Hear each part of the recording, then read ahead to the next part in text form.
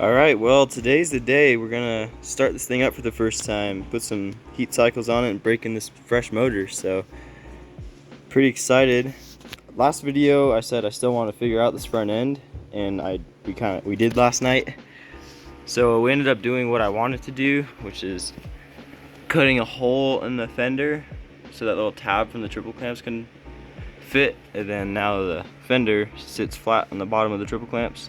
Probably can't see it, but the fender was like really angled down and now it's up. So, and now the number plate lines up. You can't really see it behind there, but it lines up good. So yeah, we got that figured out. We still have to figure out where to put the hour meter, then we still got to put fluids in it. But once we got all that, gonna put some heat cycles on it.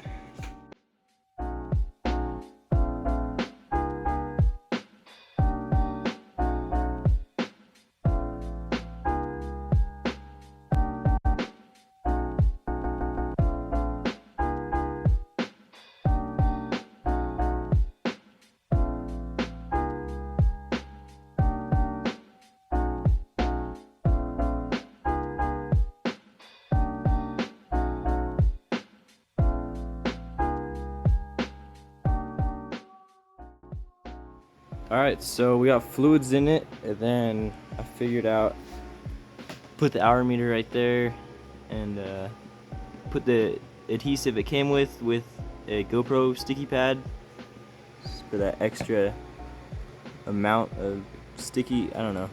That's what I did. It's out of the way, so yeah, fluids are in. I took some air out of the tires because they still had like 50 pounds in them. But yeah, we're gonna start this thing. Run through some heat cycles, and I guess right now I'll turn the gas on for the first time that I've had gas in it. I want to try to get it running through that hose.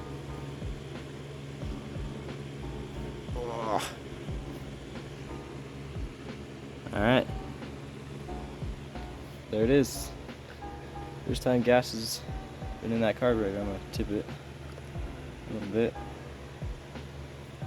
Make sure it gets all in there. Oh yeah. Oh yeah, you're good, you're overflowing. Alright, so that's how you know. If it's still overflowing, then your float's wrong. It's still overflowing. Alright, so not off to a great start.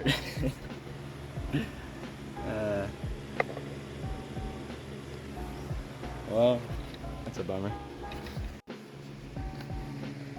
Alright, so we got the carb figured out. We took it apart once and we just kind of looked at it, adjusted a little bit, put it back together. It's still just pouring gas out. So we took it apart again and replaced one of the parts that came in like the little rebuild kit with just one of the original parts that was on it, and now it's good. So not leaking, the gas is on, there's not a puddle underneath it, so I guess we're going to take it outside and start it up.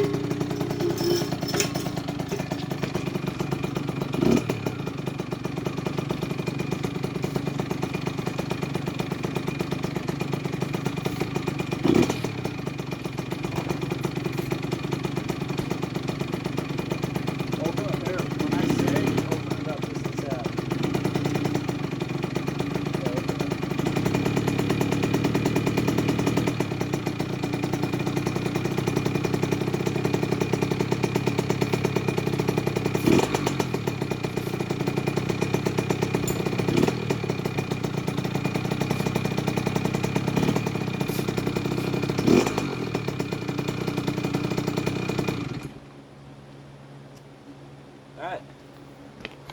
First 5-minute heat cycle down. How many do you think we're gonna do? Like 3? Yeah, probably 3. So yeah, I'm gonna try to do 3, I guess, and yeah, it's running good.